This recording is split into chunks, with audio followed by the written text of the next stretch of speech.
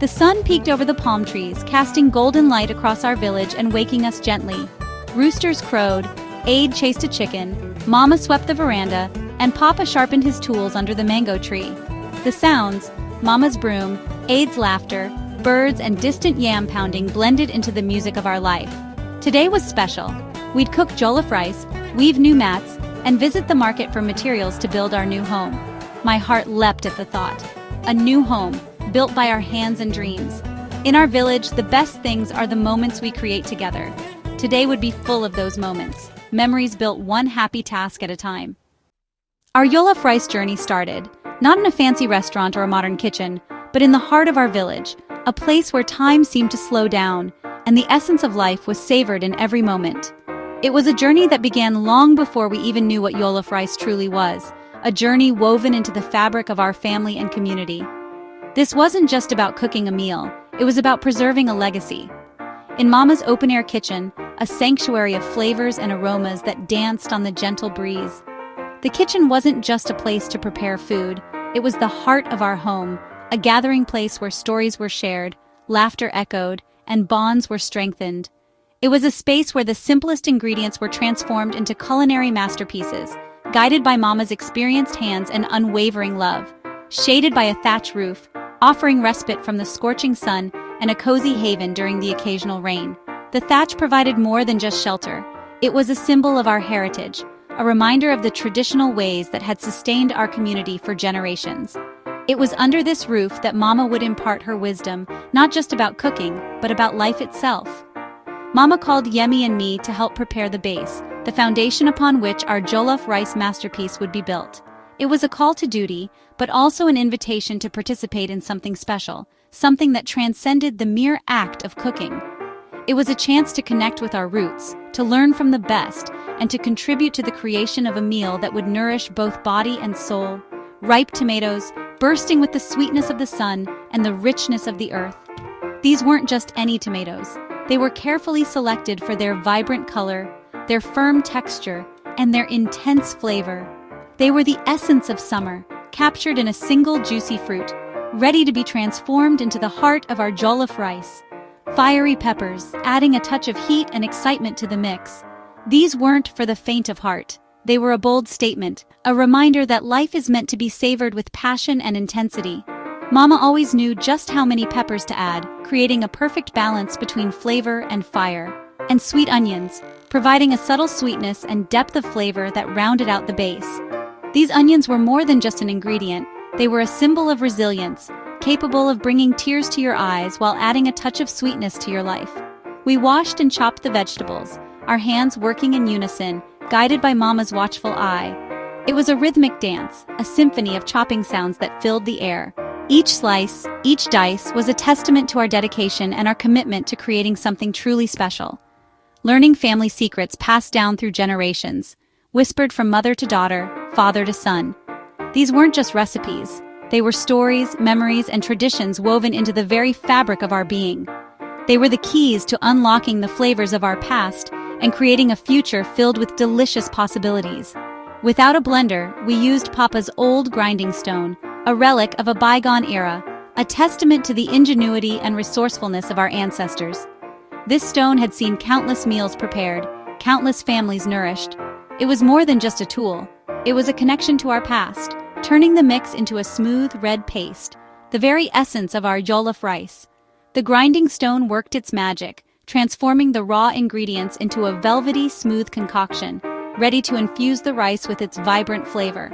The aroma promised a delicious meal, a symphony of scents that wafted through the air, tantalizing our senses and whetting our appetites. It was a promise of warmth, comfort, and satisfaction, a promise that only Mama's jollof rice could deliver. And drew Papa over, smiling in approval, his eyes twinkling with anticipation. He knew that Mama's jollof rice was more than just a meal. It was an expression of love, a celebration of family, and a taste of home. Teamwork made the work light and fun, turning a chore into a joyful collaboration. We laughed, we sang, we shared stories, and we learned from each other. It was a reminder that the best things in life are often created together.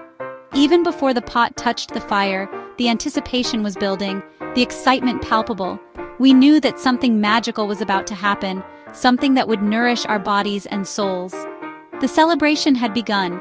It wasn't just about the food, it was about the process, the togetherness, and the love that went into every step. Every step was a lesson in tradition and togetherness, a reminder of the values that had shaped our family and our community. We were learning not just how to cook, but how to live. The kitchen was alive with color, scent, and laughter, a vibrant tapestry of sights, sounds, and smells that filled our hearts with joy. It was a place where memories were made and traditions were passed down.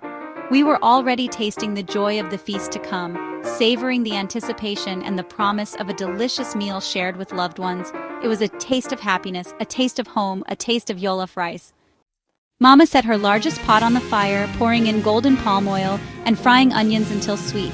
She added our pepper paste, filling the air with a mouth-watering aroma.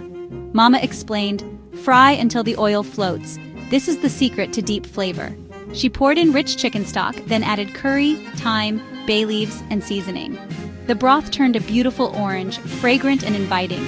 We added washed rice, stirring until every grain was coated. Covered tightly, the pot steamed, letting the rice absorb all the flavors. Now, Mama said, we let the magic happen. The hardest part was waiting as the scent drifted through the compound. Anticipation grew with every minute. While the rice simmered, we gathered under the iroko tree to make new sleeping mats. Papa had prepared palm fronds, stripped into reeds, ready for dyeing. Mama mixed natural dyes, red from camwood, yellow from turmeric, brown from bark, and secret indigo. We dipped reeds into the vibrant pots, watching them transform into brilliant colors. Laughter filled the air as Aid dyed his fingers yellow. We laid the reeds out to dry, a rainbow on the ground. This was more than coloring reeds. It was sharing stories, songs, and skills. The process was about working together, each person adding their touch. Our day was colored with joy and unity. With the reeds dry, their golden stalks brittle under the sun, we knew it was time to begin. The air buzzed with anticipation, a collective breath held before the start of something important. These weren't just reeds, they were the building blocks of our future, the foundation upon which we would weave our dreams. Grandma Aduni, her face a roadmap of wrinkles etched by time and wisdom, led the weaving. Her hands, gnarled yet nimble, moved with a grace that belied their age, swift and sure. She was the keeper of our traditions, the weaver of our community's spirit. She started a checkerboard pattern, a timeless design that spoke of balance and harmony. Each square a testament to the interconnectedness of our lives, a reminder that we were all pieces of a larger whole. The colors she chose were vibrant, reflecting the joy and resilience of our people. Then, with a twinkle in her eye, she guided us, the younger generation, as we tried our own. Her patience was boundless, her encouragement unwavering. She knew that weaving was more than just a craft. It was a legacy, a way to keep our culture alive. My first attempts were clumsy, my fingers fumbling with the reeds, creating knots instead of patterns. I felt a surge of frustration, a fear that I would never master this ancient art. But Grandma's patience and gentle corrections, her warm hand guiding mine, helped me learn. She showed me how to hold the reeds, how to interlock them, how to create a smooth, even surface. With each correction, my confidence grew, and the knots began to unravel. Younger children, too small to weave, became reed keepers, their tiny hands carefully sorting and organizing the materials. They took their roles seriously, understanding that even the smallest contribution was essential to the success of our project. They were soon handing us colors, vibrant threads that would add life and beauty to our mats, joining the fun with infectious enthusiasm. Their laughter filled the air, a joyful melody that accompanied our work. We wove, talked, and laughed, the rhythmic click-clack of the reeds a constant backdrop to our conversations. Stories were shared, jokes were told, and bonds were strengthened. Papa, his voice deep and resonant, told stories of our ancestors, of their struggles and triumphs, of their unwavering spirit in the face of adversity. His words painted vivid pictures in our minds, connecting us to our past and inspiring us to build a better future. Mama sang, her voice sweet and clear, filling the air with melodies that spoke of love, hope, and resilience. Her songs were a balm to our souls, a reminder that even in the darkest of times, there was always beauty to be found. And as our hands worked, we dreamed about the new house, a place where we would gather, laugh, and create memories that would last a lifetime. We imagined the warmth of the fire, the comfort of our beds, the joy of sharing meals together. Each mat became a tapestry of memories, a tangible representation of our love, our laughter, and our shared dreams. Every stripe holding a piece of our day, a moment of joy, a word of encouragement, a shared glance of understanding. They were more than just mats. They were stories woven in thread. The chatter and giggles were the soundtrack to our work, a constant reminder that we were not alone, that we were part of something bigger than ourselves. We weren't just making mats. We were weaving family and hope, strengthening the bonds that held us together, and creating a legacy for future generations. The finished patterns promised comfort and connection, a sense of belonging and security. They were a testament to our resilience, our creativity, and our unwavering spirit. These mats would hold our dreams as we slept, cradling us in comfort and whispering promises of a brighter tomorrow. They were a symbol of our love, our hope, and our unwavering belief in the power of family. With rice simmering and mats drying, we set off for the village market. Papa, Mama, Yemi, and me. The market buzzed with voices, laughter, and the calls of sellers. Colors and scents overwhelmed the senses. Tomatoes, pineapples, roasting corn, and fresh herbs. Stalls overflowed with beads, pots, and vibrant fabrics. But today, we weren't shopping for food. We were searching for materials to build our dream home. Papa carried his plan in his head, leading us to the building section. The market was more than commerce, it was the heart of our community. Our adventure was just beginning. In the builders section, a vibrant tapestry of textures and possibilities unfolded before us. It was here, amidst the organized chaos of the market, that we began our quest for the very essence of our future home. The air was thick with the scent of raw materials, a blend of earthy clay, freshly cut wood, and sun-dried grasses. We knew that finding the right materials was paramount. Stacks of sun-baked mud bricks rose like miniature pyramids, each one holding the potential to become a wall, a foundation, a piece of our sanctuary. These weren't just bricks, they were the building blocks of our dreams, carefully crafted by local artisans. We knew that the quality of these bricks would determine the strength and longevity of our home. Sturdy wooden poles, like the strong bones of a house, stood tall, promising support and resilience. These weren't just any poles, they were carefully selected timbers, each with its own unique grain and character. We imagined them holding up the roof, sheltering us from the elements, and providing a sense of security. And bundles of thatching grass, golden and fragrant, whispered promises of a cool, dry haven. These weren't just bundles of grass, they were nature's own roofing material, expertly woven to create a waterproof barrier against the rain and sun. We envisioned them creating a cozy and inviting atmosphere within our home. Papa, with his experienced eye, inspected the bricks with meticulous care, tapping and weighing them in his hands. He was searching for the perfect balance of density and durability, ensuring that each brick met his exacting standards. His expertise was invaluable in this crucial stage of the construction process.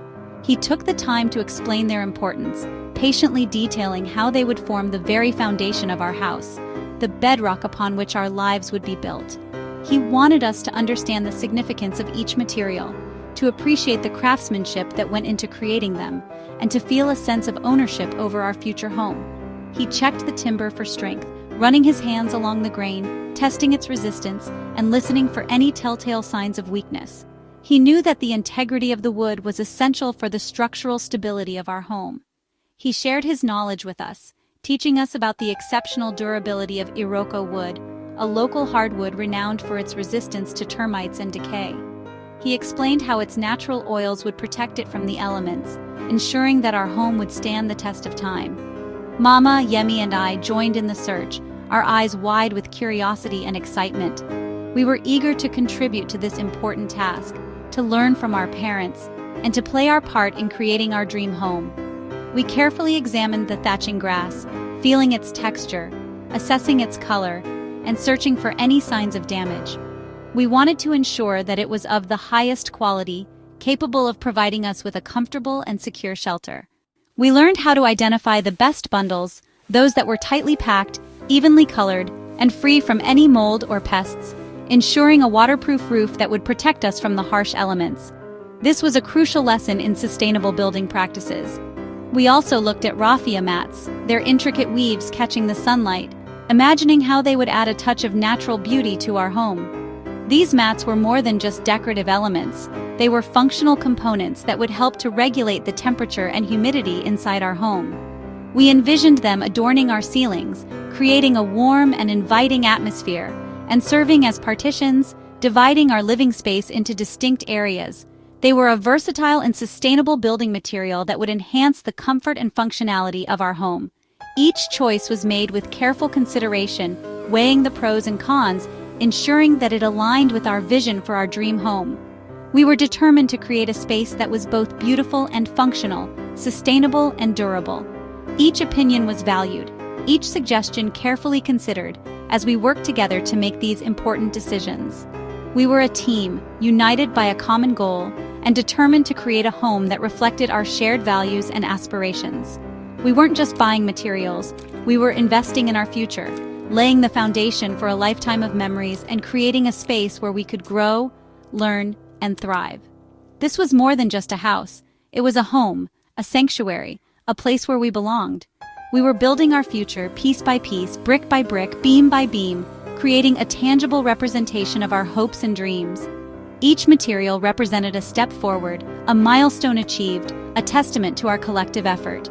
The teamwork, the shared responsibility, made every decision feel meaningful, every purchase feel significant. We were working together, supporting each other, and building something truly special.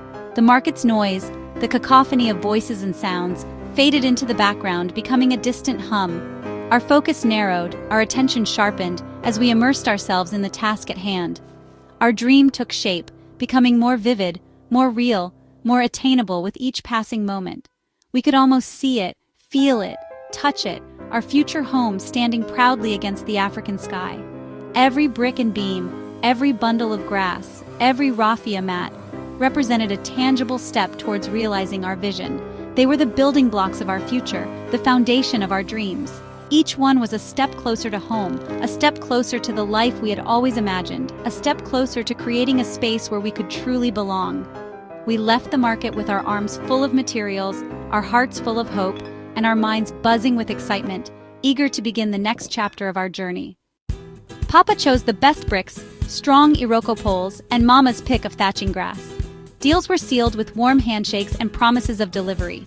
Surrounded by these raw materials, I could almost see our new house rising. Mama joined me, describing rooms, a veranda, and a sunrise window.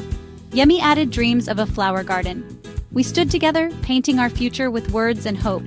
Buying these materials was more than a transaction. It was a promise. We were investing in security, comfort, and a place to grow. The hope we carried home was our greatest treasure. As the sun set, we returned home, tired but joyful. The jollof rice was ready, its aroma welcoming us back. We gathered on the veranda, eating together on our old mats, savoring every bite. Laughter and stories filled the evening. Aid's yellow fingers, Grandma's weaving, Papa's market finds. Our home glowed with the day's accomplishments. Darkness fell, and peace settled over us. We had cooked, created, and taken the first step toward our dream. The day ended with gratitude, love, and the promise of a new beginning.